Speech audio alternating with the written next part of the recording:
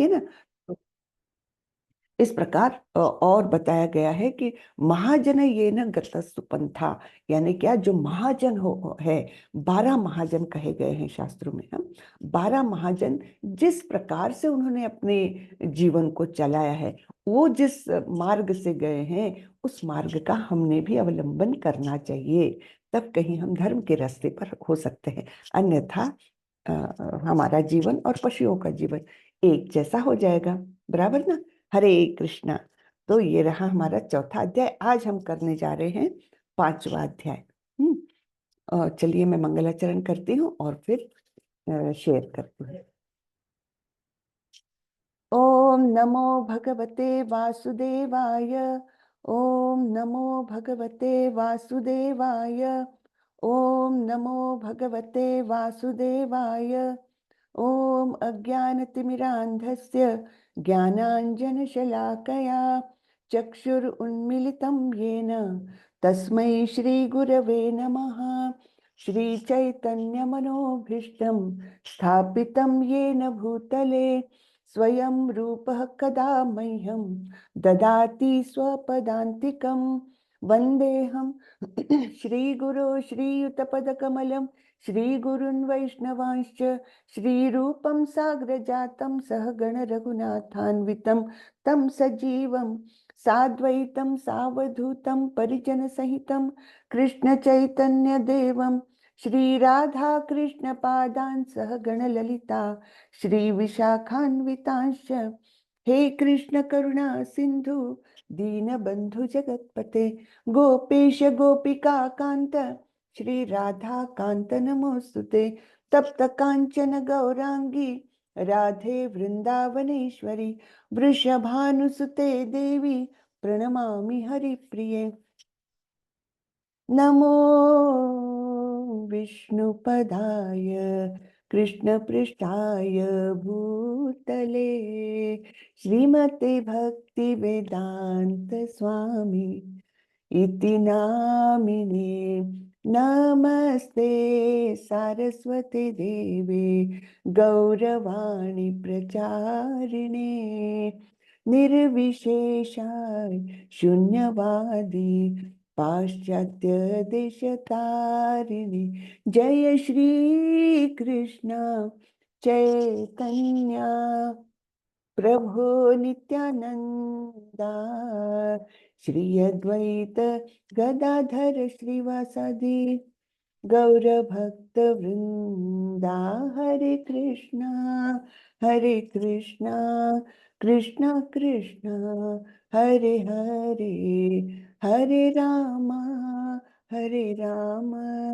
राम राम हरे हरे, हरे कृष्णा कृष्णा कृष्णा हरे हरे, हरे राम राम राम हरे हरे। हरे कृष्णा सभी को।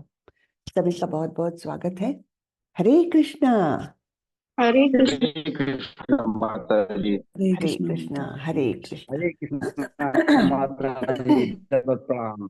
दंडवत प्रणाम प्रभु।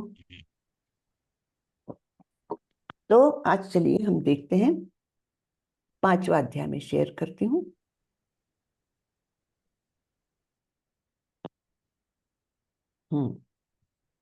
तो 5वें अध्याय का नाम है कृष्ण भावना भावित कर्म। हाँ, तो अभी तक पिछले अध्याय में देखा था दिव्य कर्म, कर्म कैसे दिव्य हो सकता है, और अब अकर्म के बारे में, जिसका कोई कर्म बंधन उत्पन्न नहीं होता, ऐसा कृष्ण भावना भावित कर्म। नहीं तो हमको तीसरे अध्याय में भगवान ने क्या बताया था, यज्ञार्थात कर्मणो अन्यत्र लोकोयम कर्म बंधना। इसी लोक में कर्म बंधन के कारण तुम बंधे रहोगे अगर तुम यज्ञ रूप में कर्म को नहीं करोगे तो। तो इसलिए अगर कर्म बंधन से मुक्ति चाहिए तो हमको ये कृष्ण भावना भावित कर्म करना आवश्यक हो जाता है, बराबर है ना। तो चलिए इसका स्टार्ट होता है अर्जुन के श्लोक से। अर्जुन उवाच सन्न्यासं कर्मणां कृष्ण पुनर्योगं च शंससि यच्छ्रेय एतयोरेकं तन्मे ब्रूहि सुनिश्चितम। अब यहाँ पर फिर से अर्जुन का कंफ्यूजन है। क्या बोल रहे हैं? अर्जुन ने कहा, हे कृष्ण, पहले आप मुझसे कर्म त्यागने के लिए कहते हैं और फिर भक्ति पूर्वक कर्म करने का आदेश देते हैं। क्या आप अब कृपा करके निश्चित रूप से मुझे बताएंगे कि इन दोनों में से कौन अधिक लाभप्रद है? थोड़ा कंफ्यूजन हो गया है अर्जुन को। पहले तो आपने मुझसे कर्म त्यागने को कहा था, है ना, कर्म का त्याग करो, लेकिन फिर भक्ति पूर्वक कर्म करने का आदेश देते हैं। तो अब आप बताइए कि निश्चित रूप से मैं क्या करूं, इनमें से मेरे लिए श्रेयस्कर क्या है ना। तो यहाँ पर हम थोड़ा सा तात्पर्य पढ़ लेते हैं। श्रीला प्रभुपाद द्वारा तात्पर्य है, श्रीला प्रभुपाद की जय। तो भगवत गीता के इस पंचम अध्याय में भगवान बताते हैं कि भक्ति पूर्वक किया गया कर्म शुष्क चिंतन से श्रेष्ठ है। शुष्क चिंतन यानी क्या? लोग ऐसे बैठते हैं और फिर दार्शनिक चिंतन करते हैं कि ऐसा होगा, भगवान का स्वरूप ऐसा होगा, ऐसे सृष्टि की निर्मिति की होगी, इस प्रकार से, मतलब शुष्क चिंतन। हाँ, उसका आधार कुछ नहीं है, क्रिया कुछ नहीं है। तो भगवान बताते भक्ति पूर्वक किया गया कर्म शुष्क चिंतन से श्रेष्ठ है। भक्ति पथ अधिक सुगम है क्योंकि दिव्य स्वरूपा भक्ति मनुष्य को कर्म बंधन से मुक्त करती है। द्वितीय अध्याय में आत्मा तथा उसके शरीर बंधन का सामान्य ज्ञान बतलाया गया था। उसी में बुद्धि योग अर्थात भक्ति द्वारा इस भौतिक बंधन से निकलने का भी वर्णन हुआ है। तृतीय अध्याय में यह बताया गया कि ज्ञानी को कोई कार्य करना नहीं पड़ता, है ना। तो वहां पर तीसरे अध्याय में बताया था ज्ञाने परिसमाप्यते, यानी सारे ही कर्म ज्ञान में ये हो जाते हैं। तो इस प्रकार से जो ज्ञान युक्त है उसको कोई कर्म करना नहीं पड़ता। चतुर्थ अध्याय में भगवान ने अर्जुन को बताया है कि सारे यज्ञों का पर्यवसन ज्ञान में होता है, किंतु चतुर्थ अध्याय के अंत में भगवान ने अर्जुन को सलाह दी कि वह पूर्ण ज्ञान से युक्त होकर उठ करके युद्ध करे, है ना। कंफ्यूजन। हाँ, तो चतुर्थ यानी पहले चौथे ही अध्याय में एक बार बताते हैं सारे कर्मों का पर्यवसन यानी अल्टीमेटली ज्ञान में होता है। कर्म करोगे, इस प्रकार से कर्म करोगे तो तुमको अपने आप ज्ञान मिलता है। लेकिन फिर अंत में बोलते हैं कि पूर्ण ज्ञान से युक्त होकर उठो, युद्धस्व, है ना। अर्जुन उठो, उत्तिष्ठ और युद्धस्व। अतः इस प्रकार एक ही साथ भक्तिमय कर्म तथा ज्ञान युक्त अकर्म की महत्ता पर बल देते हुए कृष्ण ने अर्जुन के संकल्प को भ्रमित कर दिया है। अर्जुन यह समझता है कि ज्ञानमय संन्यास का अर्थ है इंद्रिय कार्यों के रूप में समस्त प्रकार के कार्यकलापों का परित्याग। तो ये अर्जुन समझ गया, मतलब अर्जुन को गलत फहमी हुई कि ज्ञानमय संन्यास यानी क्या, है ना। दार्शनिक जो यहाँ पर शब्द इस्तेमाल किया है, मन से उत्पन्न हुई, क्या क्या शब्द इस्तेमाल किया प्रभुपाद ने? शुष्क चिंतन, है ना। तो अर्जुन को क्या लगा, इस प्रकार ज्ञान में अगर आ गए तो शुष्क चिंतन करते बैठे रहो और फिर कुछ कार्य करने की जरूरत नहीं है। लेकिन भगवान अल्टीमेटली चौथे अध्याय के अंत में बोलते हैं उनको, हाँ, कि इस प्रकार आपको ये ज्ञान से युक्त हो और उठो और युद्ध करो। तो किंतु यदि भक्ति योग में कोई कर्म करता है तो फिर कर्म का किस तरह त्याग हुआ, है ना। अर्जुन को ये कंफ्यूजन हुआ कि भगवान तो बोल रहे हैं उठो और युद्ध करो। दूसरे शब्दों में वह यह सोचता है कि ज्ञानमय संन्यास को सभी प्रकार के कार्यों से मुक्त होना चाहिए क्योंकि उससे कर्म तथा ज्ञान असंगत से लगते हैं।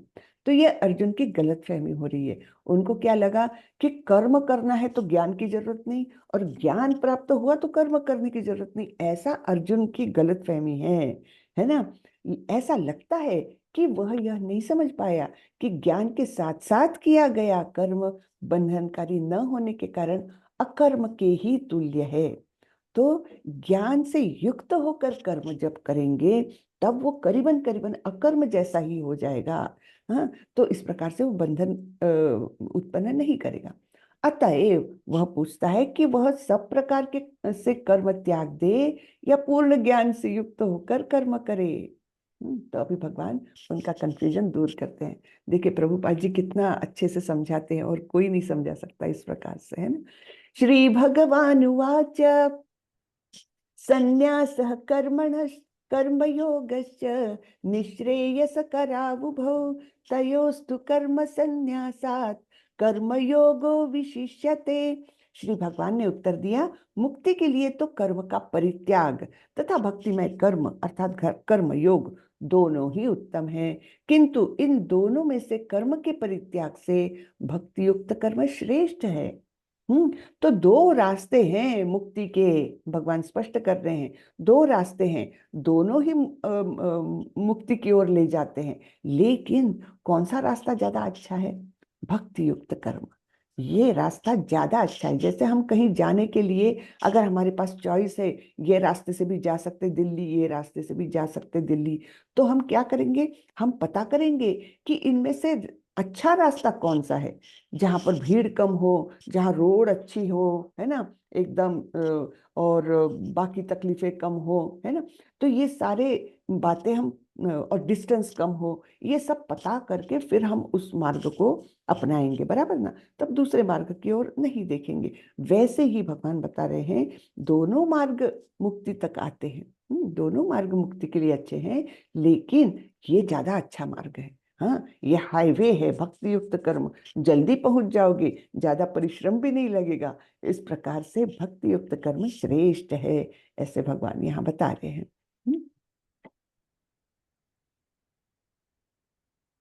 ज्ञेय स नित्य सन्यासी यो न द्वेष्टि न कांक्षति निर्द्वंद्वो हि महाबाहो सुखम बंधात प्रमुच्यते। जो पुरुष न तो कर्मफलों से घृणा करता है और न कर्मफल की इच्छा करता है, वह नित्य सन्यासी जाना जाता है। हे महाबाहु अर्जुन, ऐसा मनुष्य समस्त द्वंद्वों से रहित होकर भव बंधन को पार कर पूर्णतया मुक्त हो जाता है। हाँ, तो देखिए, कर्म फल से घृणा भी नहीं करना है और कर्म फल की इच्छा भी नहीं करना है। उसको यानी वो मन से पूर्णतः अनासक्त है, कर्म कर रहा है, कर्म फल मिलेगा, वो अच्छा मिलेगा बुरा मिलेगा, उसके प्रति उसकी कोई भी आसक्ति नहीं है, तो उसको नित्य सन्यासी माना जाता है ना। यानी मन से वो पूर्णतः इन कार्यकलापों से उदासीन हो गया है, कर्म फल जो मिलना है जैसा मिलना है भगवान को ये अर्पण है ना। तो इस प्रकार से वो नित्य सन्यासी उसको कहते हैं। ऐसा मनुष्य समस्त द्वंद्वों से रहित होकर भव बंधन को पार कर पूर्णतया मुक्त हो जाता है। तो द्वंद्व से रहित होता है यानी क्या? यानी वो किसी भी परिस्थिति में विचलित नहीं होता, है ना। चाहे सुख आए चाहे दुख आए, चाहे मान मिले चाहे अपमान मिले, चाहे यश मिले या अपयश मिले, लेकिन वो विचलित नहीं होता। हाँ, तो ऐसा जो अविचलित रूप से अपने कार्य करता रहता है, सारे कर्म फलों को त्याग करके वो भवबंधन को पार करता है। सांख्य योगो पृथक बाला प्रवदन्ति न पंडितः एकमप्यास्थितः सम्यग् उभयोर्विन्दते फलम्। अज्ञानी ही भक्ति अर्थात कर्म योग को भौतिक जगत के विश्लेषणात्मक अध्ययन सांख्य से भिन्न कहते हैं। तो विश्लेषणात्मक अध्ययन यानी सांख्य किसको कहा गया है?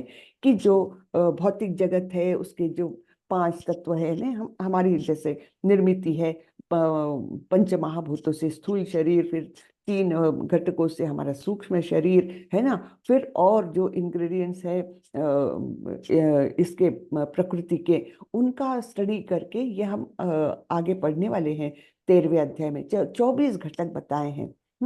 तो उनसे ये सारी प्रकृति का निर्माण होता है और वो चलती रहती है, ठीक है। तो ये सांख्य योग और कर्म योग, इसको कुछ लोग यानी अज्ञानी लोग भिन्न कहते हैं, ऐसे भगवान बोल रहे हैं, है ना। अज्ञानी लोग समझते हैं कि ये भिन्न है, लेकिन जो वस्तुतः ज्ञानी हैं वे कहते हैं कि जो इनमें से किसी एक मार्ग का भली भांति अनुसरण करता है वह दोनों के फल प्राप्त कर लेता है ना। तो ये अध्ययन जब करते हैं ना, ये ज्ञान योग हुआ, बराबर। सांख्य योग यानी ही ज्ञान योग भी कहा जा सकता है। और कर्म योग जो निष्काम कर्म योग है, है ना, वो है एक रूप से वो भक्ति ही है। भक्ति जो एग्जैक्ट भक्ति है और निष्काम कर्मयोग, इसमें बहुत ही कम सूक्ष्म अंतर है। जो अभी अभी मैंने मतलब एक हमारी माता जी है, उन्होंने एक लेक्चर में बताया था, तब मुझे समझा, नहीं तो निष्काम कर्मयोग और भक्ति बहुत ही सूक्ष्म ऐसा अंतर है। अंतर क्या है? निष्काम कर्मयोग में व्यक्ति जो उसकी कैपेसिटी है, जो उसको अच्छा लगता है वो करता है, उसके अपनी कैपेसिटी के अनुसार करता है। कि कोई मंदिर में वो अच्छा कर सकता है क्या, पेंटिंग अच्छा कर सकता है, तो वो पेंटिंग करेगा और भगवान को अर्पण करेगा। निष्काम कर्मयोग है ना, उसके उसको फल की प्राप्ति की कोई आसक्ति है नहीं, सारा फल जो है समर्पित कर दिया है। ये ठीक है, ये निष्काम कर्मयोग, यानी उसने अपनी कैपेसिटी के अनुसार कर्म किया। लेकिन भक्त क्या करता है? भक्त वही करता है जो भगवान को पसंद है। तो सब कुछ करता है वो, लेकिन भगवान को पसंद होना चाहिए बस, है ना। तो भक्त के मन में केवल भगवान को प्रसन्न करना, ये एक ही होता है। कर्म तो दोनों कर रहे हैं, समर्पण तो दोनों कर रहे हैं, लेकिन बस ये इतना सूक्ष्म उसमें अंतर है। दोनों भी श्रेष्ठ हैं, उसमें कुछ वो नहीं है। ठीक है, तो इस प्रकार से ये जो जो भी किसी एक मार्ग का भली भांति अनुसरण करता है, वह दोनों के फल प्राप्त कर लेता है। यत्सांख्यै प्राप्यते स्थानं तद्योगैरपि गम्यते, एकम सांख्यं च योगं च यह पश्यति स पश्यति। जो यह जानता है कि विश्लेषणात्मक अध्ययन अर्थात सांख्य द्वारा प्राप्य स्थान भक्ति द्वारा भी प्राप्त किया जा सकता है, और इस तरह जो सांख्य योग तथा भक्ति योग को एक समान देखता है, वही वस्तुओं को यथारूप में देखता है। तो ये दोनों अल्टीमेटली दोनों भी मुक्ति की ओर ही ले जाते हैं। तो कोई भी मार्ग का अवलंबन अच्छे तरीके से करे, तो फिर वो एक ही जगह पर पहुंचेगा, है ना। तो ये बताया गया है यहाँ पर। संन्यासस्तु महाबाहो दुःखमाप्तुमयोगतः, योगयुक्तो मुनिर्ब्रह्म न चिरेणाधिगच्छति। भक्ति में लगे बिना केवल समस्त कर्मों का परित्याग करने से कोई सुखी नहीं बन सकता। बहुत महत्वपूर्ण बात है ना, कि मैंने सब कर्मों का त्याग कर दिया, ये कोई हमको मुक्ति की ओर ले जाने वाला बात नहीं होगी, है ना। उसमें भक्ति आवश्यक है। जैसे हमने तीसरे अध्याय में देखा था, तीसरे अध्याय का छठा श्लोक देखा था हमने, कि अगर कोई सारे कार्यों को छोड़ करके इंद्रियों पर नियंत्रण पा लिया उसने, और समस्त कार्यों को परित्याग करके वो साधु बन गया, है ना। लेकिन अगर उसका मन उधर है, तो उसको क्या बोला है उन्होंने, कि ऐसा व्यक्ति तो उत्पात मचाता है समाज में, है ना। तो मिथ्याचार उच्यते, उसको बोला है भगवान ने मिथ्याचार, है ना। यानी ये बाहरी आवरण एक है, मन से उसकी आसक्ति बनी हुई है, वो सन्यास नहीं कहलाता है ना। तो वही है, भक्ति में लगे बिना केवल समस्त कर्मों का परित्याग करने से कोई सुखी नहीं बनता, परंतु भक्ति में लगा हुआ विचारवान व्यक्ति शीघ्र ही परमेश्वर को प्राप्त कर लेता है। तो भक्ति कैसे की जा सकती है? हम अपने परिवार में रहकर भी पूर्णतः भक्त बन सकते हैं। कोई भी ऐसा नहीं है, नहीं तो लोग क्या समझते हैं, और ये तो इस्कॉन के का भक्त बन रहा है, इस्कॉन में ही चला जाएगा, ये तो सब घर वर त्याग देगा। ऐसा नहीं है, अच्छे से उत्तम भक्ति भी की जा सकती है परिवार में रहते हुए भी। लेकिन भक्ति कैसे करना है वो आगे जाकर हम देखने वाले हैं। ठीक है, अच्छा चलिए, भक्ति का नाम आया है, तो मैं फिर से एक बार आप सबको पूछना चाहती हूँ, क्या सब लोग, आप लोग माला कर रहे हैं, भगवान का नाम ले रहे हैं? कम से कम तो एक तो पहले लेवल में ही हमने कर लिया, एक माला। लेकिन जी अब माता जी कर रहे हैं। वेरी गुड प्रभु जी। तो अभी दूसरे लेवल के अंत तक सबने कम से कम 4 माला करना चाहिए। हाँ, तो वो अपना एक ध्यान रखिएगा, कि एक माला का तो वो था, लक्ष्य था हमारा पहले लेवल तक ही। अब दूसरे लेवल के अंत तक सबने 4 माला जरूर करना चाहिए। ठीक है, तो उतनी मेरी रिक्वेस्ट है। तो परंतु भक्ति में लगा हुआ विचारवान व्यक्ति शीघ्र ही परमेश्वर को प्राप्त कर लेता है। किसी ने ज्यादा जवाब नहीं दिया, केवल एक प्रभु जी ने जवाब दिया कि हाँ भक्ति वो कर रहे हैं करके। कर रहे हैं माता जी, कर रहे हैं हम सब लोग। लोग कर रहे हैं ना। हाँ, मैं थोड़ा कहाँ तक आए हम?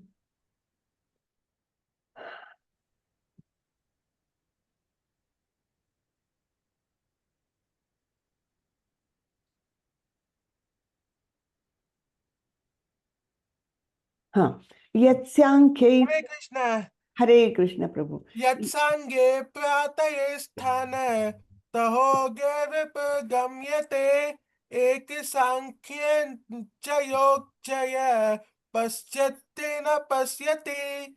जो यह जानता है कि विशेष नाम विशेषतात्मक अध्ययन सांख्य द्वारा प्राप्त प्राप्य स्थान भक्ति द्वारा भी प्राप्त किया जा सकता है, और इस तरह जो सांख्य योग तथा भक्ति योग को एक समान देखता है वही वस्तुओं को यथारूप में देखता है। हरे कृष्णा। हरे कृष्ण। अच्छा, आप मुझे बताइए भावेश प्रभु, आप जप कर रहे हैं क्या? हाँ, जप करते हैं हम। बहुत अच्छे। कितनी माला कर रहे हैं? हम एक माला करते हैं, एक बार हम सुबह को नहा हम्म। कर। Very good.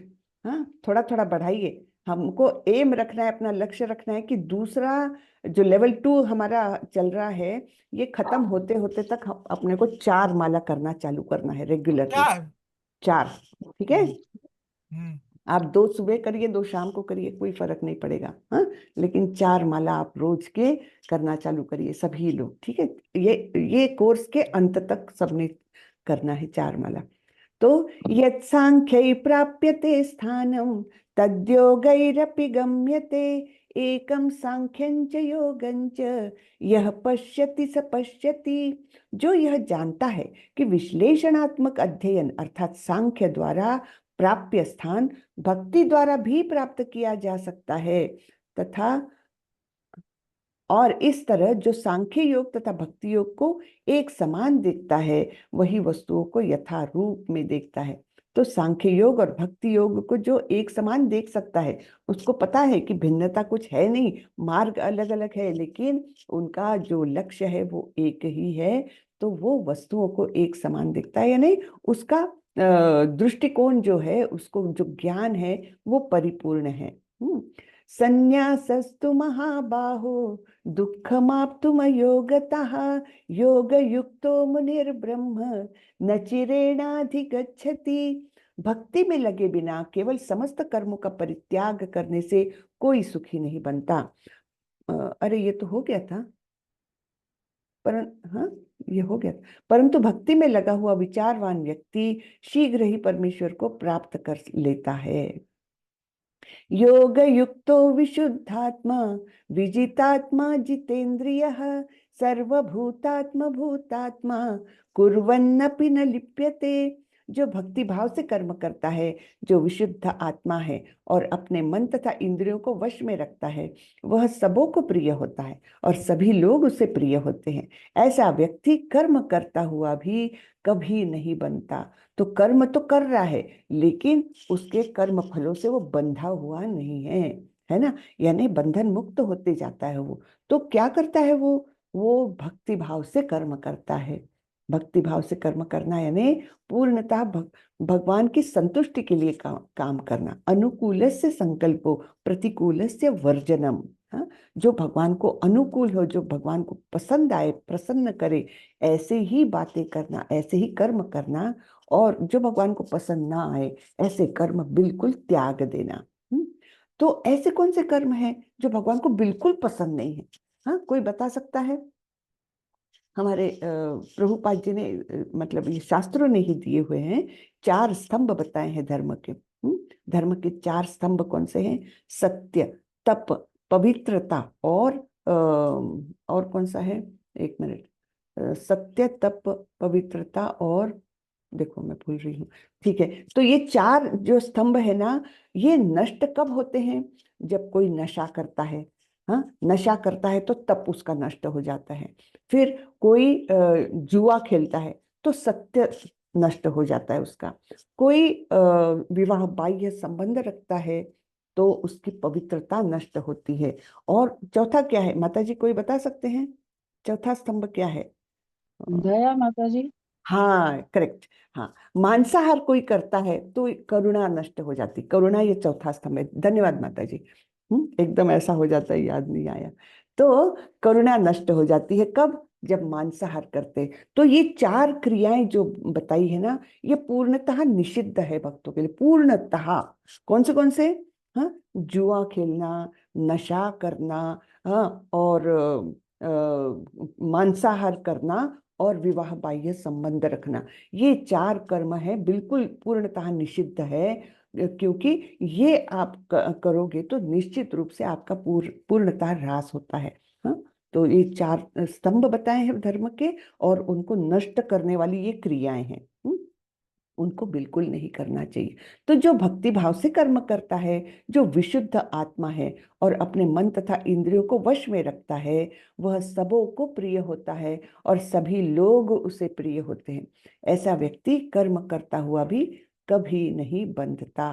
तो ऐसा व्यक्ति सभी लोगों को प्रिय हो जाता है। यहाँ पर क्या बोला है प्रभुपाद जी ने? हाँ, हम तात्पर्य पढ़ते हैं। श्रीला प्रभुपाद की जय। जो कृष्ण भावनामृत के कारण मुक्ति पथ पर है, वह प्रत्येक जीव को प्रिय होता है और प्रत्येक जीव उसके लिए प्यारा है। यह कृष्ण भावनामृत के कारण होता है। तो ऐसा कैसे होता है?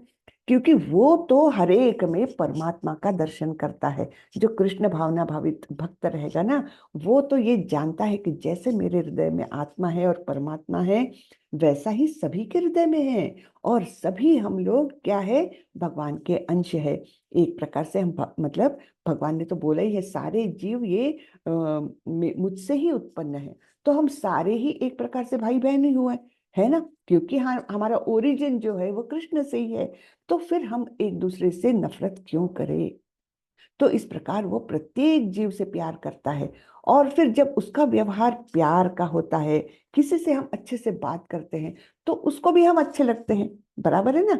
अगर हम हमारा व्यवहार दूसरों के प्रति अच्छा है तो दूसरों को हम अच्छे लगेंगे ही। तो इस प्रकार से ये भक्त का काम होता है। कृष्ण भावनामृत के कारण वो प्रत्येक जीव को प्रिय हो जाता है और प्रत्येक जीव उसके लिए प्रिय हो जाता है। यह कृष्ण भावना मृत के कारण होता है। ऐसे व्यक्ति किसी भी जीव को कृष्ण से पृथक नहीं सोच पाता।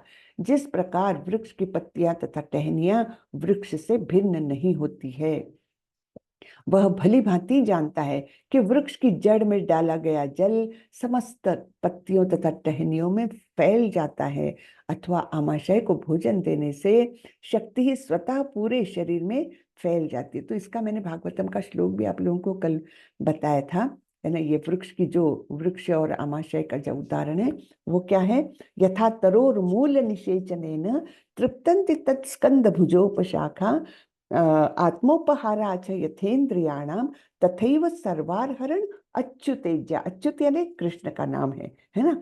तो जैसे ही हम कृष्ण की तृप्ति करते हैं तो सभी जीव, सभी देवता, सभी वैसे ही तृप्त हो जाते हैं जैसे पेड़ के जड़ में अगर हम पोषण देते हैं तो, या जैसे हम अपने उदर में अन्न ग्रहण करते हैं तो सारी इंद्रियां अपने आप पोषित हो जाती है और तृप्त हो जाती है ना? तो वही उदाहरण है यहाँ पर, बहुत ही सुंदर है। चूंकि कृष्ण भावनामृत में कर्म करने वाला सबों का दास होता है, अतः वह हरेक को प्रिय होता है। चूंकि प्रत्येक व्यक्ति उसके कर्म से प्रसन्न रहता है, अतः उसकी चेतना शुद्ध रहती है। चूंकि उसकी चेतना शुद्ध रहती है, अतः उसका मन पूर्णतया नियंत्रण में रहता है। मन के नियंत्रित होने से उसकी इंद्रियां संयमित रहती है। चूंकि उसका मन सदैव कृष्ण में स्थिर रहता है, अतः उसके विचलित होने का प्रश्न ही नहीं उठता। न ही उसे कृष्ण से संबंध कथाओं के अतिरिक्त अन्य कार्यों में अपनी इंद्रियों को लगाने का अवसर मिलता है। वह कृष्ण कथा के अतिरिक्त और कुछ सुनना नहीं चाहता। वह कृष्ण को अर्पित किए हुए भोजन के अतिरिक्त अन्य कुछ नहीं खाना चाहता और न ऐसे किसी स्थान में जाने की इच्छा रखता है जहाँ कृष्ण संबंधी कार्य न होता हो। अतः उसकी इंद्रियां वश में रहती है। ऐसा व्यक्ति जिसकी इंद्रियां संयमित हो, वह किसी के प्रति अपराध नहीं कर सकता। इस पर कोई यह प्रश्न कर सकता है, तो फिर अर्जुन अन्यों के प्रति युद्ध में आक्रामक क्यों है? अब ये प्रश्न आ सकता है ना? कि ऐसा कैसा है। भगवान तो बोल रहे कृष्ण भावनामृत में हम किसी के भी मतलब किसी से भी बैर नहीं करते, सबको प्रिय रहते हैं, हमको सब प्रिय रहते हैं, उन सबको हम प्रिय रहते हैं, फिर युद्ध क्यों? बराबर ना। तो ऐसा प्रश्न आ सकता है, तो प्रभुपाद जी इस शंका का निरसन कर रहे हैं। क्या वह कृष्ण भावना भावित नहीं था? वस्तुतः अर्जुन ऊपर से ही आक्रामक था। ऊपर से यानी दिखावे के लिए आक्रामक था। हाँ, क्योंकि जैसा कि द्वितीय अध्याय में बताया जा चुका है, आत्मा के अवध्य होने के कारण युद्ध भूमि में एकत्र हुए सारे व्यक्ति अपने अपने स्वरूप में जीवित बने रहेंगे। यानी किसी की भी आत्मा का हनन नहीं हो रहा है, केवल शरीर का हनन हो रहा है, क्योंकि इस शरीर के माध्यम से वे लोग बुरे कर्म में, अधर्म में जा रहे थे, है ना। तो इस प्रकार से उनको नया शरीर मिलेगा, नया जीवन मिलेगा। और क्योंकि वे युद्ध भूमि में मारे जा रहे, क्योंकि वे क्षत्रिय है, तो उनको एक अच्छी गति मिलेगी। ये मतलब हमने ये समझना चाहिए कि युद्ध क्यों हो रहा है, क्योंकि उनको एक अच्छी गति मिले। तो इस प्रकार से हम जब समझते हैं, तब हमको ये बात समझ में आ जाएगी कि युद्ध में अर्जुन कैसे क्या आक्रामक हो सकता है, फिर अगर ये सब उसको पता है तो, है ना। तो वहां पर स्थित कृष्ण की आज्ञा से केवल उनके वस्त्र बदल दिए गए। अतः अर्जुन कुरुक्षेत्र की युद्ध भूमि में युद्ध करता हुआ भी वस्तुतः युद्ध नहीं कर रहा था। वह तो पूर्ण कृष्ण भावनामृत में कृष्ण के आदेश का पालन मात्र कर रहा था। ऐसा व्यक्ति कभी कर्म बंधन से नहीं बनता। कितना सुंदर एक्सप्लेनेशन दिया है प्रभुपाद जी ने, है ना। बराबर है ना। अच्छा लगा कि नहीं? कितना अच्छे से दिया है प्रभुपाद जी ने, उसका एक्सप्लेन किया है। नैव किंचित करोमीति युक्तो मन्येत तत्त्ववित् पश्यन् शृण्वन् स्पृशन् जिघ्नन् अश्नन् गच्छन् स्वपन् श्वसन् प्रलपन् विसृजन् गृह्णन् उन्मिषं निमिषन्नपि इन्द्रियाणीन्द्रियार्थेषु वर्तन्त इति धारयन्। दिव्य भावनामृत युक्त पुरुष देखते, सुनते, स्पर्श करते, सूंघते, खाते, चलते फिरते, सोते तथा श्वास लेते हुए भी अपने अंतर में सदैव यही जानता है कि वास्तव में वह कुछ भी नहीं करता। हाँ, तो सारी क्रियाएं हो रही है, सुन रहा है, देख रहा है, सब कुछ हो रहा है, लेकिन फिर भी वो जानता है कि मैं कुछ भी नहीं कर रहा, वो कुछ नहीं कर रहा है।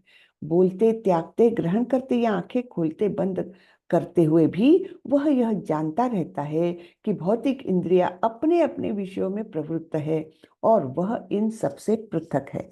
यानी वो जानता है कि उसका अस्तित्व आत्मा के स्वरूप में है, ना कि इस देह के स्वरूप में। इसलिए देह से जो कुछ कार्य हो रहा है वो देह का कार्य है, वो स्वयं कुछ नहीं कर रहा है। माता जी क्षमा चाहता हूँ, थोड़ा मुझे निकलना है हमको अब। जी प्रभु जी, ठीक जी है, हम कल ज्वाइन करेंगे श्लोक पढ़ने के लिए। जी जी जी, ठीक है प्रभु जी। हरे ठीक है, कृष्णा। हरे कृष्णा। हरे कृष्णा। ब्रह्मण्याधाय कर्माणि संगम त्यक्त्वा करोति यः लिप्यते न स पापेन पद्मपत्रमिवाम्भसा। जो व्यक्ति कर्म फलों को परमेश्वर को समर्पित करके आसक्ति रहित होकर अपना कर्म करता है, वह पाप कर्मों से उसी प्रकार अप्रभावित रहता है जिस प्रकार कमल पत्र जल से अस्पृश्य रहता है। बहुत ही सुंदर श्लोक है ये आप लोग कंठस्थ करें एक्चुअली। तो क्या है? ब्रह्मण्याधाय कर्माणि संगम त्यक्त्वा करोति यः लिप्यते न स पापेन पद्मपत्र इवाम्भसा। उपमा किसकी दी है? जो कमल का पत्र रहता है, पत्ता रहता है कमल का, वो कहाँ रहता है? जल में रहता है, कीचड़ में भी रहता है, लेकिन वो क्या उससे लिप्त होता है? कीचड़ वाला हो जाता है वो? नहीं। जैसे ही उसको बाहर निकालो, पानी में से निकालो, तो वो एकदम सूखा, बिल्कुल उससे चिपकता नहीं है वो पानी, है ना। तो इस प्रकार से पद्म पत्र इवाम्भसा, ऐसा ही वर्तन जो भक्त होता है उसका रहता है। तो जो व्यक्ति कर्म फलों को परमेश्वर को समर्पित करके आसक्ति रहित होकर अपना कर्म करता है, वह पाप कर्मों से उसी प्रकार अप्रभावित रहता है जिस प्रकार कमल पत्र जल से अस्पृश्य रहता है। तो वैसा ही इसका व्यवहार हो जाता है कि उस वो लिंपित नहीं होता है किसी भी पाप कर्म से। कायेन मनसा बुद्ध्या केवलैरिन्द्रियैरपि योगिनः कर्म कुर्वन्ति संगम त्यक्त्वात्मशुद्धये। योगी जन आसक्ति रहित होकर शरीर मन बुद्धि तथा इंद्रियों के द्वारा भी केवल शुद्धि के लिए कर्म करते हैं। तो आसक्ति रहित होकर तो ये सबका इस्तेमाल कर रहे हैं, लेकिन उनको पता है कि मैं वो नहीं हूँ, मैं शरीर नहीं हूँ, मैं मन भी नहीं हूँ, मैं बुद्धि भी नहीं हूँ और ये इंद्रिया भी नहीं हूँ। तो ये सब इनसे कार्य करते हैं, लेकिन केवल शुद्धि के लिए कर्म करते हैं। युक्तः कर्म फलं त्यक्त्वा शान्तिमाप्नोति नैष्टिकीम् अयुक्तः कामकारेण फले सक्तो निबध्यते। निश्चल भक्त शुद्ध शांति प्राप्त करता है, क्योंकि वह समस्त कर्म फल मुझे अर्पित कर देता है। किंतु जो व्यक्ति भगवान से युक्त नहीं है और जो अपने श्रम का फल कामी है, वह बंध जाता है। तो बंधता कौन है? जो अपने जो भी कार्य कर रहा है उसके कर्म फल के प्रति आसक्ति रखता है ना। तो फल कामी यानी फल की इच्छा रखने वाला, ऐसा जो रहता है वह कर्म बंधन में जरूर फंसता है। लेकिन शुद्ध भक्त क्या करता है? शांति प्राप्त करता है, क्योंकि वह सारे ही कर्म फलों का त्याग कर चुका है ना। कर्मफल चाहे अच्छा मिले तब भी घृणा नहीं, कर्मफल चाहे बुरा मिले तब भी आसक्ति नहीं, सब कुछ तो भगवान को ही अर्पण कर देता है। सर्व कर्माणि मनसा सन्न्यस्यास्ते सुखं वशी नवद्वारे पुरे देहि नैव कुर्वन्न कारयन्। जब देहधारी जीवात्मा अपनी प्रकृति को वश में कर लेता है और मन से समस्त कर्म का परित्याग कर देता है, तब वह 9 द्वारे वाले नगर, जो हमारा भौतिक शरीर है, उसमें बिना कुछ किए कराए सुखपूर्वक रहता है। तो हमारे शरीर को क्या बोला है? 9 द्वारों वाला नगर।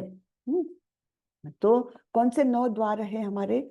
2 कान के छेद है ना, द्वार है वो। फिर 2 नथुने हैं, 4 हो गए, 2 आंखें हैं, 6 हो गए, 7वां मुंह और 8वां और 9वां हमारे जननेंद्रिय और गुदा है ना। तो उपस्थ, ये सारे मिलकर के 9 द्वार हुए शरीर के। तो हमेशा शरीर को उपमा दी जाती है, भागवतम में भी एक बहुत सुंदर कथा चलती है। तो वहां पर भी उस शरीर को 9 द्वारों वाला नगर कहा गया है। हाँ, और फिर उस पर कैसे अलग अलग चीजें आक्रमण करती है, और वो राजा अपने आप को राजा मानकर उस नगर में रह रहा है, उस पर कैसे सब आक्रमण करते, मोहित करते हैं, है ना। प्रकृति के द्वारा वो मोहित होता है, किस प्रकार पापयुक्त कर्मों के लिए प्रवृत्त होता है, इसका बहुत एक डिटेल में भागवतम में एक अध्याय आता है। तो चलिए आगे बढ़ते हैं। यानी नारद मुनि वो इमेजिनरी वो राजा बना करके ऐसी स्टोरी एक अच्छे राजा को, प्रचेता नाम है उनको बताते हैं, क्योंकि वो इंद्रिय तृप्ति के कार्यों में ही लगा रहते हैं। अच्छे कार्य करते हैं, जैसे यज्ञ करेंगे, दान करेंगे, ये वो, लेकिन भक्ति में नहीं आते। तब नारद मुनि उन पर कृपा करते हैं और उनको ये 9 द्वार वाले नगर के बारे में और उसमें रहने वाला जो आत्मा है उसका, और फिर भौतिक प्रकृति उस पर कैसे अलग अलग तरीके से उस पर अटैक करती है और किस प्रकार वो मतलब उसका नाश हो जाता है, ये सब उनको बताते हैं नारद मुनि। बहुत सुंदर बताया है। ठीक है, तो यहाँ पर भी बताया है कि देहधारी जीवात्मा अपनी प्रकृति को वश में कर लेता है और मन से समस्त कर्मों का परित्याग करता है। मन से समस्त कर्म का, यानी उसके प्रति कोई भी आसक्ति नहीं, तब वह इस शरीर में कुछ भी कर ले, वो सुखपूर्वक रहता है। न कर्तृत्वं न कर्माणि लोकस्य सृजति प्रभुः न कर्म फल संयोगम स्वभावस्तु प्रवर्तते।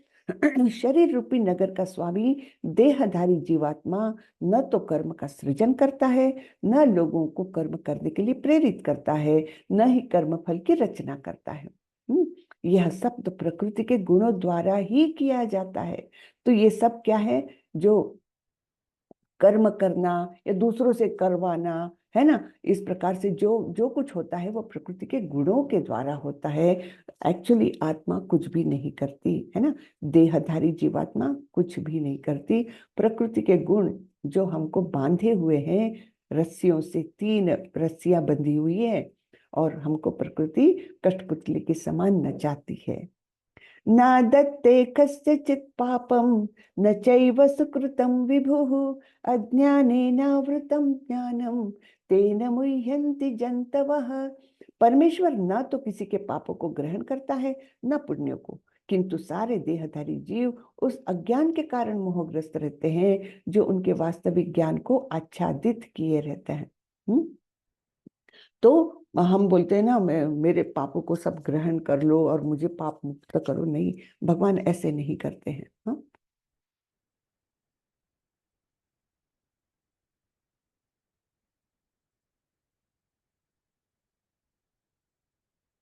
ज्ञानेन तु तदज्ञानं येषां नाशितमात्मनः तेषाम् आदित्यवत् ज्ञानं प्रकाशयति तत्परम। किंतु जब कोई उस ज्ञान से प्रबुद्ध होता है जिससे अविद्या का विनाश होता है, तो उसके ज्ञान से सब कुछ उसी तरह प्रकट हो जाता है जैसे दिन में सूर्य से सारी वस्तुएं प्रकाशित हो जाती है। तो ज्ञान का महत्व ये बताया है कि जब हम इस आध्यात्मिक ज्ञान से प्रबुद्ध हो जाते, बुद्धि हमारी तीक्ष्ण हो जाती है, तो हमारे सारे अविद्या रूपी कर्म, है ना, जो आसक्तियां, जो कल्मश है, वो अपने आप ही उनका सबका नाश हो जाता है। और फिर सारी चीजें, यानी इस प्रकृति की रचना क्यों की, यहाँ से मुक्ति का मार्ग कौन सा है ना, किस प्रकार भक्ति की जाए, ये सारी बातें सुस्पष्ट हो जाती, बिल्कुल वैसे जैसे सूर्य उगने पर हमको सब कुछ दिखने लगता है, बिल्कुल वैसा ही हो जाता है ज्ञान से प्रबुद्ध होने के बाद।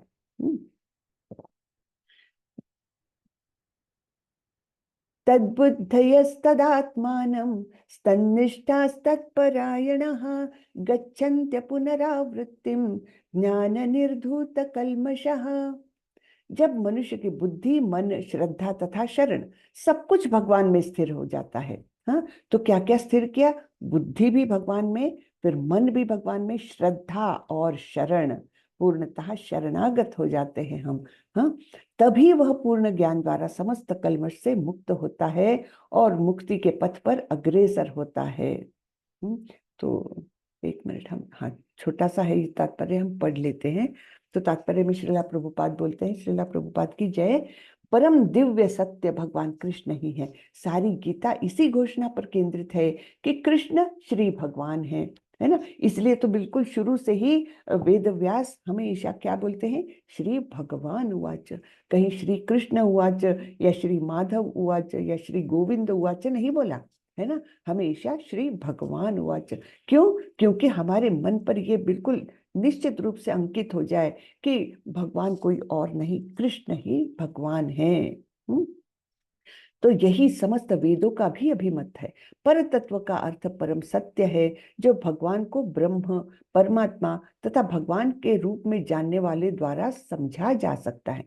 तो हमने लेवल 1 में भी ये समझाया था, भगवान को समझने के 3 स्तर होते हैं। हाँ, सबसे लोएस्ट स्तर है ब्रह्म ज्योति का, ब्रह्मन कहा जाता है जिसको, ब्रह्म, है ना। तो वो ब्रह्म ज्योति का स्तर है, वो जैसे समझ में आता है हमको, सूर्य का अस्तित्व सूर्य की किरणों से समझ में आता है, वैसे भगवान का अस्तित्व हमको ब्रह्म ज्योति से समझ में आया। ये एकदम बाहरी वो है, स्टेज है। फिर उसके बाद और हम अंदर जाते हैं, जैसे हम अगर सूर्य के सतह को स्टडी करने जाते हैं तो वो दूसरी लेवल हुई, है ना। तो वैसे हम इस सर्वव्यापी परमात्मा को जानने लगते हैं, जो हर जीव के हृदय में बैठे हुए हैं और सर्वव्यापी है, सर्वत्र व्याप्त है। तो ऐसे ये परमात्मा को हम जानने लगते हैं। लेकिन ये भी भगवान का पूर्णत्व नहीं है।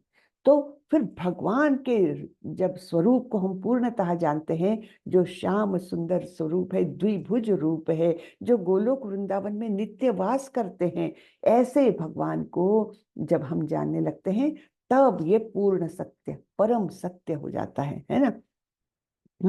तो इसमें क्या बताया है, पर तत्व का अर्थ परम सत्य है, जो भगवान को ब्रह्म, परमात्मा तथा भगवान के रूप में जानने वाले द्वारा समझा जा सकता है ना। तो भगवान ही इस पर तत्व की पराकाष्ठा है, यानी टॉप मोस्ट लेवल है। भगवान जो द्विभुज रूप है, श्याम सुंदर वर्ण है उनका, है ना, उनसे बढ़कर कुछ नहीं है। भगवान कहते हैं मत्तः परतरम नान्य किंचिद अस्ति धनंजय, ये 7वें अध्याय में श्लोक आने वाला है। हाँ, तो भगवान क्या बोलते हैं, मेरे से ऊपर कोई भी सत्य नहीं है, मैं सबसे परम सत्य हूँ, यानी मैं ही परम भगवान हूँ। मत्तः परतरम नान्यद किंचिद अस्ति धनंजय। कृष्ण निराकार ब्रह्म का भी अनुमोदन करते हैं, ब्रह्मणो ही प्रतिष्ठा हम, ये 18वें अध्याय का श्लोक है। तो भगवान बोलते हैं कि ब्रह्म भी मुझसे कोई भिन्न नहीं है, जैसे सूर्य से सूर्य किरणें कुछ भिन्न नहीं है, वैसे ही ब्रह्म ज्योति भी भगवान से भिन्न नहीं है, लेकिन वो सब कुछ नहीं है ना। वो अल्टीमेट मतलब जो परम सत्य है वो नहीं है ब्रह्म। ब्रह्म यानी केवल आउटर भगवान का स्वरूप है, भगवान की ज्योति है, वो भगवान का अंग ऐसा तेजस्वी है, उसकी ये ज्योति ब्रह्म ज्योति कहलाती है। तो ब्रह्मणों ही प्रतिष्ठा अहम, अतः सभी प्रकार से कृष्ण परम तत्व अर्थात परम सत्य अर्थात पर तत्व है। जिनके मन बुद्धि श्रद्धा तथा शरण कृष्ण में है, अर्थात जो पूर्णतया कृष्ण भावना भावित है, उनके सारे कलमश धुल जाते हैं और उन्हें ब्रह्म संबंधी प्रत्येक वस्तु का पूर्ण ज्ञान रहता है। कृष्ण भावना भावित व्यक्ति यह भली भांति समझ सकता है कि कृष्ण में द्वैत है, यानी एक साथ एकता तथा भिन्नता। तो ये बड़ी समझने वाली बात है, क्योंकि अद्वैतवादी हो गए, द्वैतवादी हो गए, लेकिन हमको चैतन्य महाप्रभु ने जो तत्व दिया है वो कौन सा है, अचिंत्य भेदा भेद तत्व उसको कहा जाता है, यानी अचिंत्य, जो हमारे चिंतन से परे हैं, हम उसके बारे में सोच भी नहीं सकते, कोई लॉजिक कोई बुद्धि वहां पर काम नहीं कर सकती, ऐसी वो अचिंत्य है। और तत्व कौन सा है, भेद अभेद, यानी एक साथ वो एक भी है और भिन्न भी है, ऐसा एक बहुत सुंदर ये समझा के गए हैं चैतन्य महाप्रभु। ठीक है, तो भली भांति समझता है कि कृष्ण में द्वैत है, एक साथ एकता तथा भिन्नता, और ऐसे दिव्य ज्ञान से युक्त होकर वह मुक्ति पथ पर सुस्थिर प्रगति कर सकता है। विद्या विनय संपन्ने ब्राह्मणे गविहस्तिनि शुनि चैव श्वपाके च पंडितः समदर्शिनः। विनम्र साधु पुरुष अपने वास्तविक ज्ञान के कारण एक विद्वान तथा विनीत ब्राह्मण, गाय, हाथी, कुत्ता तथा चांडाल को समान दृष्टि यानी समभाव से देखते हैं। अब आप बोलोगे ऐसे कैसे हो सकता है ना, लेकिन ये इसलिए हो सकता है क्योंकि वो जानता है कि हर एक जीव के अंदर आत्मा और परमात्मा दोनों वैसे ही उपस्थित है जैसे मेरे अंदर है। तब जब मैं समझूंगी कि हाँ, प्रत्येक प्राणी बिल्कुल मेरे जैसा ही है, सिर्फ ये आवरण जो देह का आवरण जो है, वस्त्र केवल अलग अलग है, तब हम उनको एक समान देख सकते हैं। तो ये साधु पुरुष जो है वो ऐसा देख सकते हैं, बराबर ना। इहैव तैर्जितः सर्गो येषां साम्ये स्थितं मनः निर्दोषं हि समं ब्रह्म तस्मात् ब्रह्मणि ते स्थितः। जिनके मन एकत्व तथा समता में स्थित है, उन्होंने जन्म तथा मृत्यु के बंधनों को पहले ही जीत लिया है। वे ब्रह्म के समान निर्दोष है और सदा ब्रह्म में ही स्थित रहते हैं। तो जिनका मन एकत्व यानी एकता का भाव सभी जीवों के साथ और समता, हाँ, तो जो हमने पिछले श्लोक में पढ़ा है वो समता में स्थित है, उन्होंने जन्म और मृत्यु के बंधनों को पहले ही जीत लिया है। यानी क्या, यानी वे आध्यात्मिक जगत में पहले से ही वास कर रहे हैं, जहां ना तो जन्म है ना मृत्यु। तो यहाँ रहते हुए भी वो उनका वास एक्चुअली आध्यात्मिक जगत में हो जाता है। वे ब्रह्म के समान निर्दोष है और सदा ब्रह्म में ही स्थित रहते हैं। न प्रहृष्येत् प्रियं प्राप्य नो द्विजेत् प्राप्य चाप्रियं स्थिर बुद्धिरसम्मूढ़ो ब्रह्मविद् ब्रह्मणि स्थितः। जो न तो प्रिय वस्तु को पाकर हर्षित होता है और न अप्रिय को पाकर विचलित होता है, जो स्थिर बुद्धि है, जो मोह रहित है और भगवत विद्या को जानने वाला है, वह पहले से ही ब्रह्म में स्थित रहता है।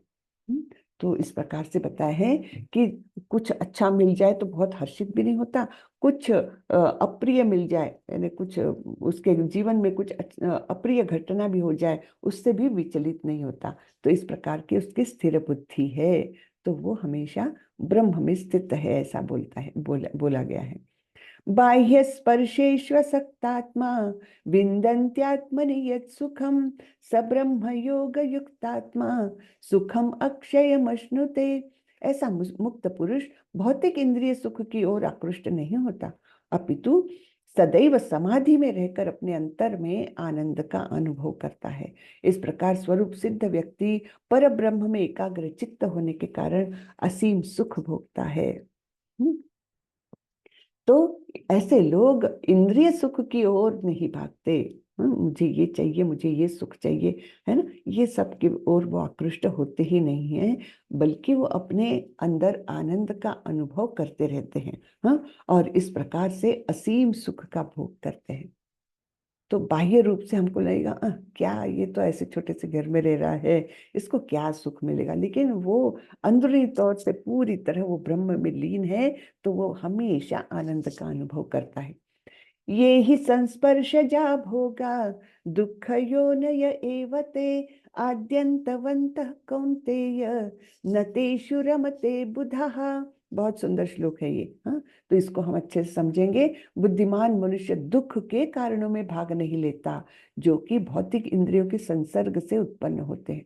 अब भौतिक इंद्रियों के संसर्ग से जो उत्पन्न होते हैं वो दुख का कारण बनते हैं, ऐसा यहाँ पर बताया गया है। तो इसके लिए हमने, आप लोगों को अगर याद हो तो बहुत विस्तार से हमने लेवल 1 में 5 उदाहरण देखे थे। वहां पर जैसे कौन सी इंद्रिय, कौन से जीव की बहुत कमजोर है, वो हमने देखा था। जैसे एक कीटाणु होता है, पंखुड़ी बोलते हैं उसको, तो वो आग की ओर या प्रकाश की ओर एकदम आकर्षित होती है ना। और फिर होता क्या है, क्या बोलते हैं उसको, परिंदा बोलते नहीं, कुछ वो बोलते हैं। तो वो आग की ओर आकृष्ट होता है, और क्या होता है, आग में जल करके मर जाता है। यानी वो अपनी इंद्रियों से सुख पाने के ओर लपका, लेकिन मिला क्या उसको, जल के मृत्यु, है ना। तो ये इंद्रिय भोग का एक उदाहरण है। दूसरा उदाहरण हमने देखा था लेवल 1 में कि जैसे हिरण, हिरण के कान एक प्रकार की ध्वनि से बहुत ही ज्यादा आकर्षित हो जाते हैं। तो शिकारी क्या करते हैं, उसी प्रकार का ध्वनि निर्माण करते हैं। तो वो, नहीं तो अन्यथा हिरण को पकड़ना कितना कठिन है, हिरण बड़ा ही चपल होता है, लेकिन जब वो ध्वनि निर्माण होता है तो हिरण अपने आप, वो जहां से ध्वनि निर्माण हो रहा है उधर आकर्षित होकर के दौड़ के आता है, और शिकारी उसको जाल में फंसा लेते हैं। ठीक है ना। तो इस प्रकार उसकी इंद्रिय की कमजोरी है कान, और वो उसके कारण मारा जाता है हिरण।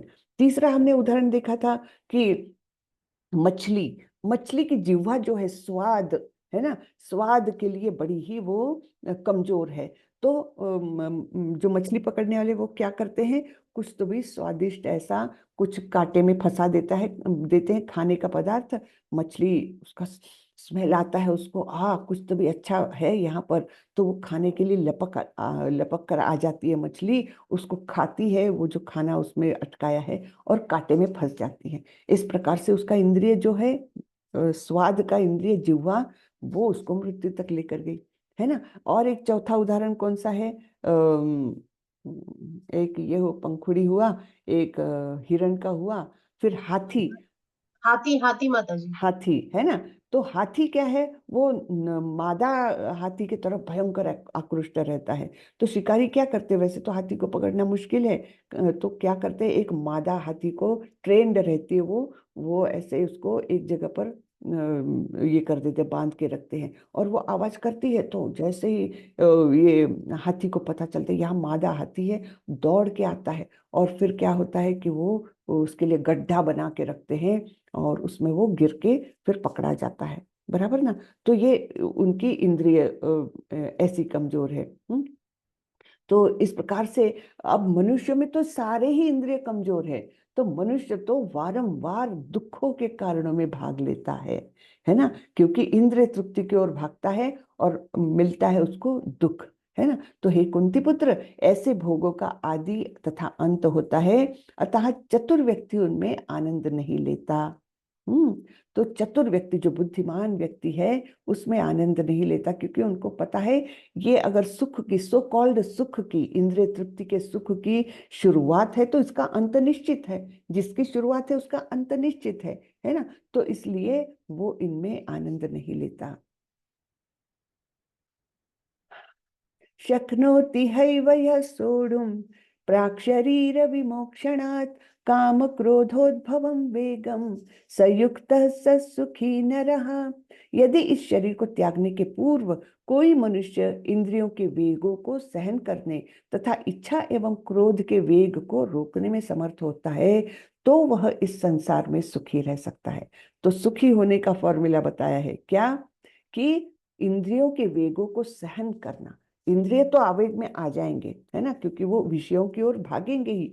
कहीं अच्छा पकोड़े का स्मेल आ रहा है, तलने का स्मेल आ रहा है, तो जिह्वा निश्चित रूप से आकृष्ट हो जाती है, लेकिन उसको कंट्रोल में रखना, बराबर है ना। और इच्छा एवं क्रोध, क्रोध तो बहुत ही बड़ा दुश्मन है हमारा। हमने देखा था कि तीसरे अध्याय में भगवान बताते हैं, काम एष क्रोध एष रजोगुण समुद्भव महाशनो महापापमा विद्धि एन इह वैरिणम। तो ये सबसे बड़ा शत्रु है तुम्हारा काम, जिसके पीछे पीछे क्रोध आता ही है। तो ये क्रोध को संभालना है हमको। और इच्छाएं तो हमको सकाम कर्म की ओर ले जाती है और कर्म बंधन में फंसाती है। इसलिए इच्छा क्या करे, हाँ, कृष्णेंद्रिय तृप्ति वांछा तारा धरे प्रेम नाम। और आत्मेंद्रिय तृप्ति वांछा, हाँ, उसको क्या कहते हैं, आत्मेंद्रिय तृप्ति वांछा है काम, और कृष्णेंद्रिय तृप्ति वांछा धरे प्रेम नाम, तो वो प्रेम है। तो इस प्रकार से हमारी इच्छाओं को हमने कहाँ मोड़ना है, भगवान की प्रसन्नता की ओर मोड़ना है। तब ये इच्छाएं हमारे भौतिक जगत के बंधन का कारण नहीं बनेगी। तो जब इच्छा और क्रोध के वेग को रोकने में हम समर्थ हो जाते हैं, तब हम बहुत ही सुखी हो जाते हैं।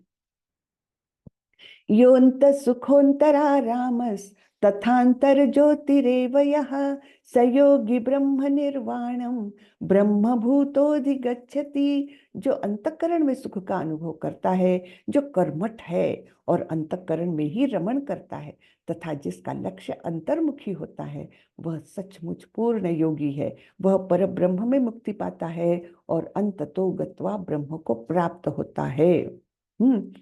तो जो अंतःकरण में सुख का अनुभव करता है, वो सुखी होने के लिए कोई मूवी चले, है ना, या कोई अच्छी बुक पढ़ ले भौतिक वर्णनों की, ऐसे नहीं। वो अंतःकरण में ही केवल कृष्ण कृष्ण कृष्ण करते हुए भी वो अत्यंत सुख का अनुभव करता है। हाँ, जो कर्मठ है, यानी ऐसा नहीं कि बैठे ठाले रहेगा, वो कर्मठ है ना, काम करते रहेगा, कुछ ना कुछ काम उसका चलता रहेगा और अंतःकरण में ही रमण करता है, और जिसका लक्ष्य अंतर्मुखी होता है, यानी दुनिया को दिखाता नहीं है कि मैं ये लक्ष्य प्राप्ति की ओर जा रहा हूँ, नहीं, सब कुछ उसके मन में है ना। नहीं तो मैं भक्त बनने का लक्ष्य है मेरा, मेरे को गोलोक वृंदावन जाना है, ये लक्ष्य है मेरा। बाहरी दुनिया को बताना नहीं है, ये हमारे अंदर की बातें हैं, है ना। तो यह सचमुच पूर्ण योगी है, वह परब्रह्म में मुक्ति पाता है और अंततो गत्वा ब्रह्म को प्राप्त होता है। लभन्ते ब्रह्म निर्वाण मृषयः क्षीणकल्मषः छिन्नद्वैधायतात्मान सर्वभूतहिते रतः। जो लोग संशय से उत्पन्न होने वाले द्वैत से परे हैं, जिनके मन आत्म साक्षात्कार में रत है, जो समस्त जीवों के कल्याण कार्य करने में सदैव व्यस्त रहते हैं और जो समस्त पापों से रहित है, वे ब्रह्म निर्वाण अर्थात मुक्ति को प्राप्त होते हैं। तो ये रिक्वायरमेंट्स क्या क्या है, संशय से उत्पन्न होने वाले द्वैत से परे, है ना, कि अरे ये मेरे जैसा कैसे होता है, वो तो हाथी है, वो मेरे जैसे कैसे, हम तो भिन्न भिन्न है ना। तो ये द्वैत से परे, क्योंकि उसको संशय है मन में, एक प्रकार से जो भी उसने पढ़ा होगा, ज्ञान प्राप्त हुआ होगा, लोगों ने बताया होगा, तब भी उसके मन में संशय कभी मिटता नहीं है ना। ये ऐसा होगा या ऐसा होगा, ऐसे करके उसके मन में संशय होते रहते हैं। जिनके मन आत्म साक्षात्कार के तो ये संशय से परे हैं, ऐसा व्यक्ति के बारे में हम बात कर रहे हैं। फिर आत्म साक्षात्कारी है, आत्मा का जो स्वरूप है, नित्य स्वरूप है, उसके बारे में उसको पूर्ण जानकारी है और उसी में वो आनंद ले रहा है। जो समस्त जीवों के कल्याण कार्य करने में सदैव व्यस्त रहते हैं, ऐसा नहीं कि बैठे ठाले रहेगा, वो दूसरों के कल्याण के लिए कार्य करेगा। या तो वो प्रीचिंग करेगा, है ना, कृष्ण भावनामृत के बारे में बताएगा, या दूसरी अच्छी एक्टिविटीज करेगा, है ना, जो समस्त पापों से रहित है। तो व्यस्त यानी काम ऐसे करेगा जिससे पाप उत्पन्न न हो, अर्थात कर्म बंधन उत्पन्न ना हो। ऐसे सारे कर्मों में वो अपने आप को व्यस्त रखता है, तो वो मुक्ति को प्राप्त होता है। काम क्रोध विमुक्तानां यतीनां यतचेतसाम् अभितो ब्रह्म निर्वाणम वर्तते विदितात्मनाम। जो क्रोध तथा समस्त भौतिक इच्छाओं से रहित है, जो स्वरूप सिद्ध आत्मसंयमी है और संसिद्धि के लिए निरंतर प्रयास करते हैं, उनकी मुक्ति निकट भविष्य में सुनिश्चित है। तो एक तो हमारा शत्रु क्रोध, उसको बिल्कुल कंट्रोल में रखना है, एकदम क्रोध से रहित हो जाना है हमको, और समस्त भौतिक इच्छाओं से भी रहित हो जाना है। कि ये मुझे चाहिए, वो मुझे अच्छा लगा, वो मुझे चाहिए, इस प्रकार की भौतिक इच्छाएं नहीं, सारी इच्छाएं हमारी कृष्ण की ओर मुड़ी हुई है ना। जो स्वरूप सिद्ध आत्म संयमी है और संसिद्धि के लिए निरंतर प्रयास करते हैं, ये प्रयास ही हमारा भगवान देखते हैं, है ना। हमने देखा है कि कैसे जो पूर्णतः पूर्ण स्टेज को नहीं भी गया, फिर भी अधूरी स्टेज तक भी जाएगा व्यक्ति, तब भी भगवान उसको हेल्प करते हैं। क्यों करते हैं? क्योंकि भगवान हमारे प्रयास देखते हैं। भौतिक जगत में ऐसा नहीं है, हम कितने भी प्रयास करें, मुझे एमएससी करना है, लेकिन किसी कारण से मैं 2-4 पेपर नहीं दे सकती एमएससी के, तो मुझे डिग्री मिलेगी क्या? नहीं। लेकिन यहाँ पर भगवान का ऐसा है कि भगवान प्रयास देखते हैं।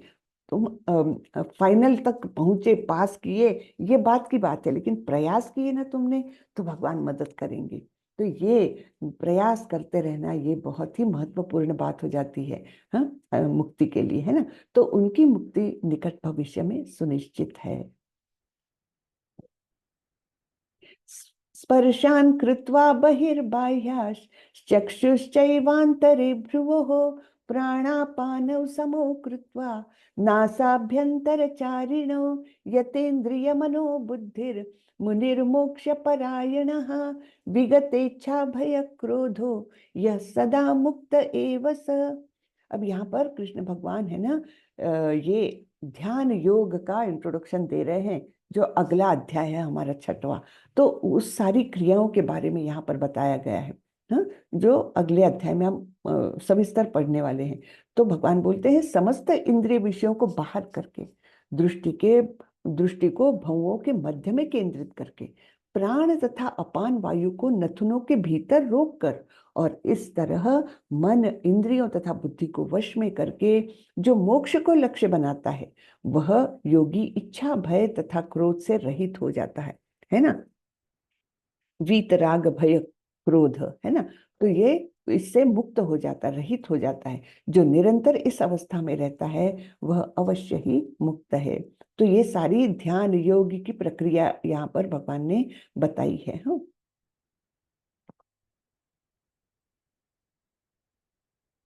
भोक्तारं यज्ञ तपसां सर्वलोकमहेश्वरं सुहृद सर्वभूतानां ज्ञात्वा मां शांति मृच्छति। तो ये शांति का फॉर्मूला है, हाँ, शांति सूत्र कहा जाता है इस श्लोक को। बहुत ही महत्वपूर्ण श्लोक है ये।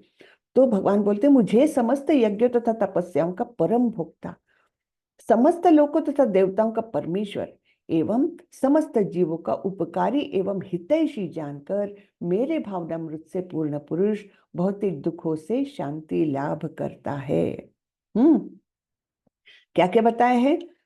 यज्ञ तथा तपस्याओं अर्थात सारी ही क्रियाओं का परम भोक्ता कौन है? परमेश्वर। एक्चुअली भोक्ता हम अपने आप को मानते हैं, और छोटे लेवल पर हम भोक्ता है, लेकिन हम परम भोक्ता नहीं है। ठीक है, हम तो यानी बहुत छोटे जीव है, छोटे से इसके कि हमने खाना खाया, आनंद आया, छोटे से भोक्ता हुए, लेकिन सभी यज्ञों, सभी तपस्याओं के परम भोक्ता है परमेश्वर, है ना। और समस्त लोकों तथा देवताओं का परमेश्वर, परम ईश्वर, ईश्वर यानी क्या, ईश्वर यानी नियंत्रक, किसी को कंट्रोल में रखने वाला, कंट्रोलर यानी ईश्वर। लेकिन परम ईश्वर कौन है, तो भगवान कृष्ण है केवल, है ना। नहीं तो हम भी छोटे छोटे पैमाने पर हम भी ईश्वर होते हैं, हम अपने घर के ईश्वर है, कोई ऑफिस का ईश्वर है ना, देवता लोग अपने अपने पोर्टफोलियो के ईश्वर है। लेकिन परम ईश्वर कौन है, उनके ऊपर कोई नहीं, ऐसे परम ईश्वर है भगवान श्री कृष्ण, एवं समस्त जीवों का उपकारी एवं हितैषी। ये बहुत ही महत्वपूर्ण बात है हमारे लिए, क्योंकि अगर इस तथ्य को हम पूर्णतः इसके प्रति आश्वस्त हो जाते हैं तो हमको डर का कोई काम ही नहीं है ना।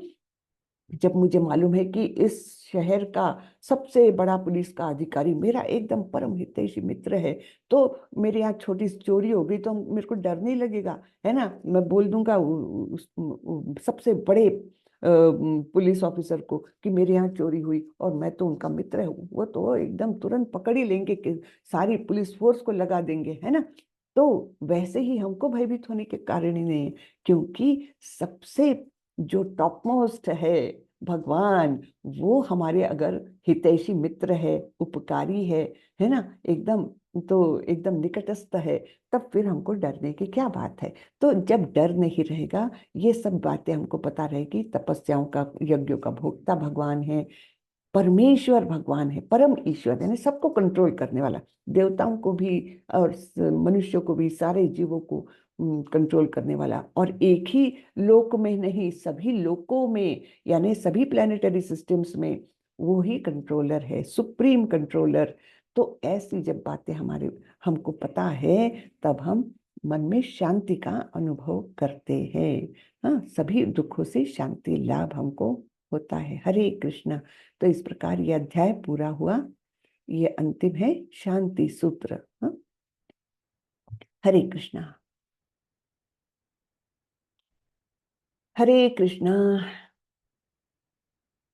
हरे कृष्ण कृष्ण। हरे कृष्णा।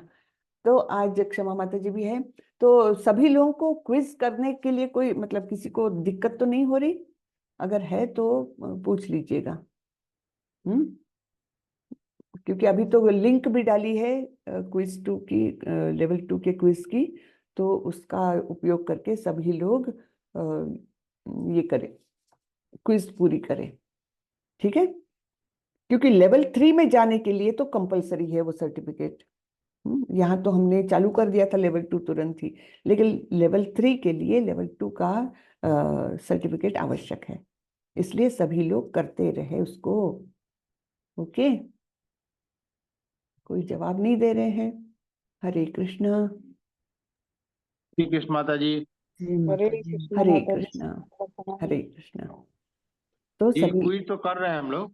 वेरी गुड जी, कोई दिक्कत क्विज नहीं है कर ना रहे हैं जी, बढ़िया। जी। आज जो बताए हैं माता जी, उसमें एक चीज पुनः उसको स्मरण में ला दीजिए कि ये धर्म की जो परिभाषा दिए हैं, एक बार क्या संस्कृत में क्या बोले थे, थोड़ा लिखा देते तो जी, लिखा होती। वो बोलते हैं धर्मम तो साक्षात भगवत प्रणीत,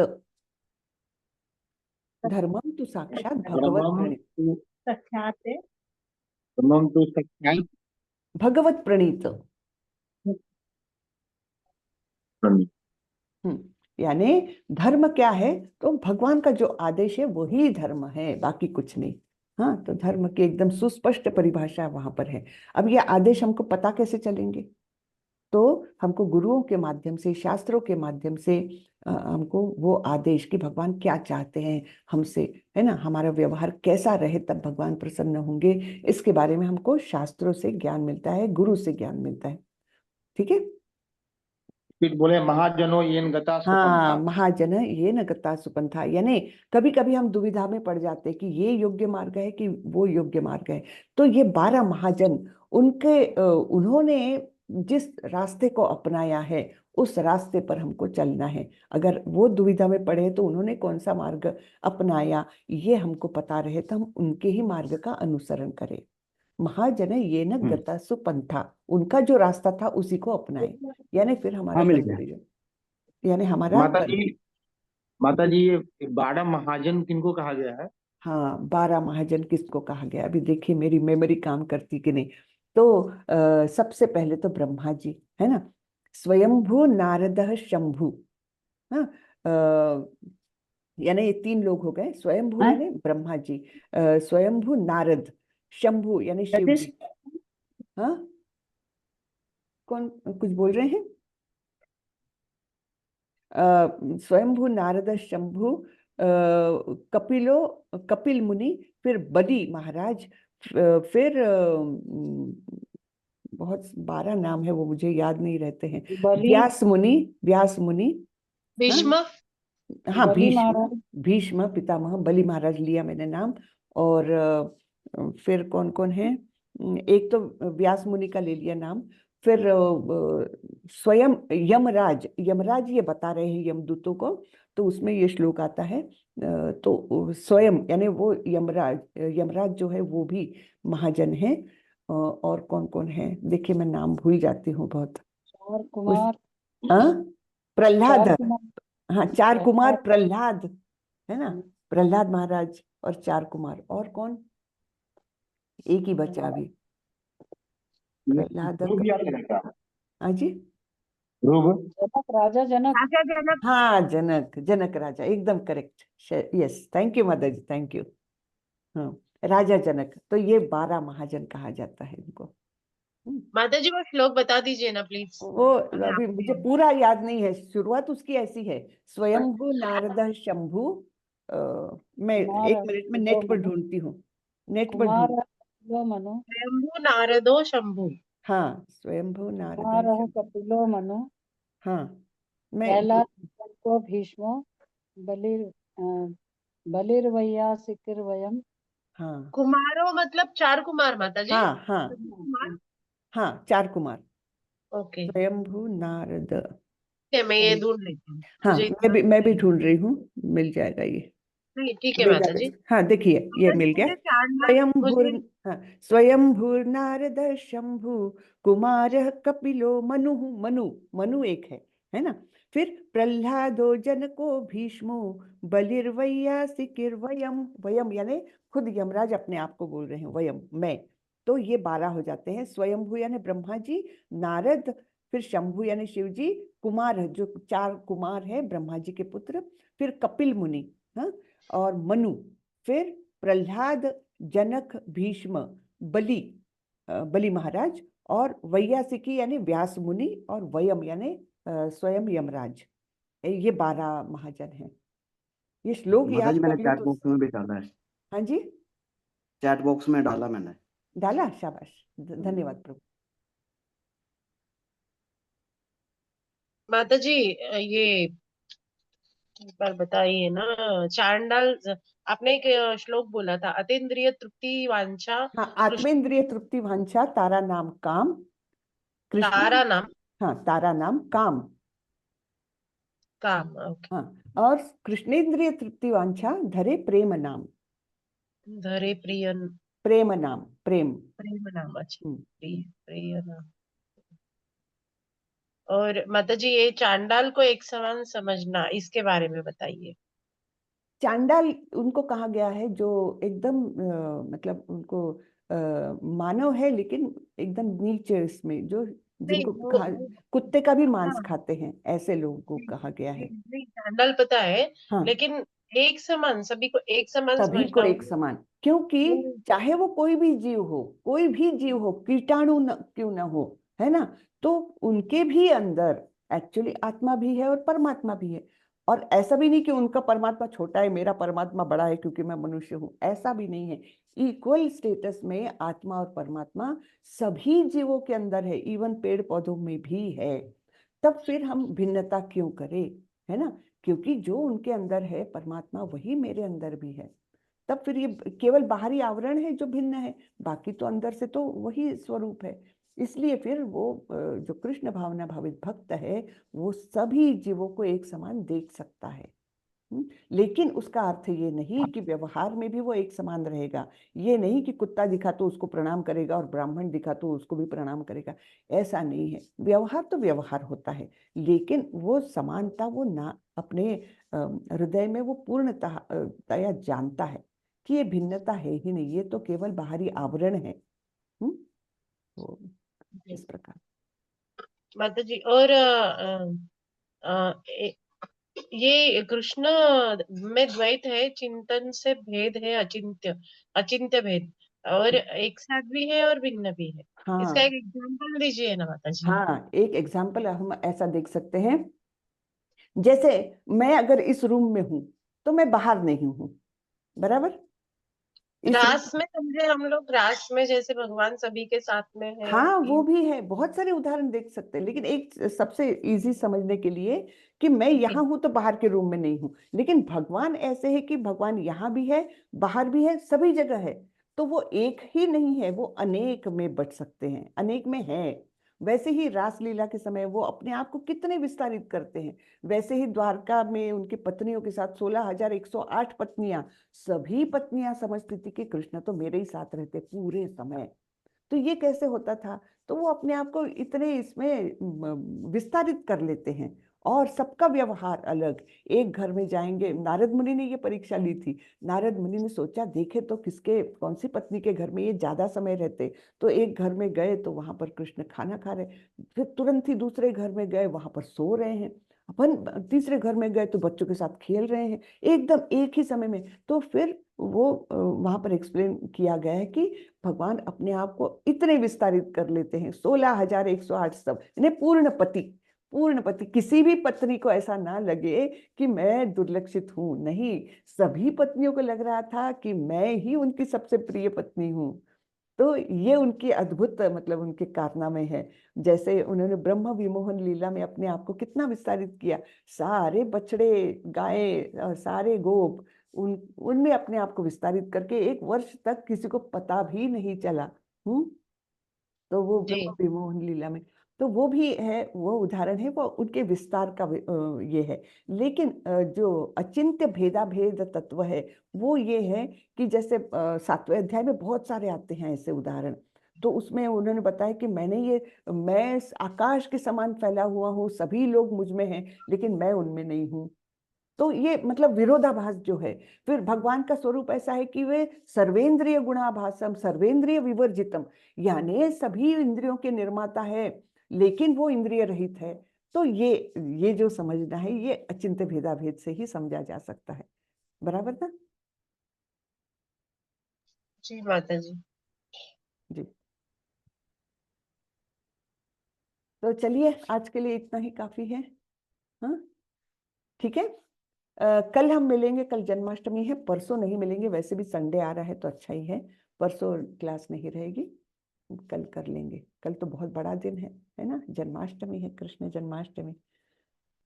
तो जितने जो कर सकते हैं उपवास रखेंगे, है ना, और ज्यादा से ज्यादा। कल इवनिंग ही है ना भगवान का जन्मदिन हाँ मनाना कल है रात बाद को, में। कल रात को, हाँ। कल रात को, हाँ। वाञ्छाकल्पतरुभ्यश्च कृपा सिन्धुभ्येव च पतितानां पावनेभ्यो वैष्णवेभ्यो नमो नमः। अनंत कोटि वैष्णव वृंद की जय, श्रीला प्रभुपाद की जय। हरे कृष्णा, हरे हरे कृष्णा सभी को, माता जी, हरे कृष्णा। हरे कृष्णा, हरे कृष्ण माता जी। हरे कृष्णा। जैसे जन्माष्टमी है, कल तो दिन में फलाहार लेते जी रात दिन। हरे कृष्ण माता जी। हरे कृष्णा जी। जी माता कल जी। जैसे कि जन्माष्टमी मनाना है, हाँ तो कल दिन में और रात में दोनों उपवास करना है। रात को 12 बजे छोड़ सकते। 12 बस बजे जब भगवान को भोग लगा लेंगे उसके बाद। हाँ, जी।